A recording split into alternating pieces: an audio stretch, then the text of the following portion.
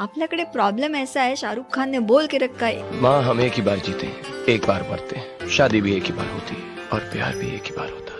आपण हे मान्यच नाही करायला तयार आहोत की आपल्याला एकदा प्रेम झाल्यावर परत प्रेम होऊ शकतं. मग आपण त्या धर्म संकटात असतो. आता त्या पहिल्या पार्टनरचं काय होईल, मग आता मला परत प्रेम झालं, मग मला तेही हवंय, मला हेही हवंय, 2 दगडांवरती पाय आहेत. मग आपलं लोभ असावा इथे चालू होतो. मग then you have to pay the cost. आणि सेक्शुअल इन्फिडिलिटी और इमोशनल इन्फिडिलिटी और किस का या चॅट का, ह्या आजकाल तर खूप असतं की इरेक्टेड पेनिसचा फोटो पाठवणार दुसऱ्याच पोरीला, मग ती ते बघून तिच्या बुब्सचे फोटो पाठवणार, ते चॅटवरनं हा अराउजल होणार आणि मग हा खूप सुंदर सेक्स करणार आपल्या लीगल पार्टनर सोबत. अभी ये जब तक चोरी छुपे हो रहा है तो ये चिटिंग ही हुआ ना. हाँ, आपके बीच में स्पेस है क्या ये बात करने की, करायचं का आपण असं, तुला चालेल का. आणि हे नैसर्गिक आहे, हे अनैसर्गिक नाही आहेत.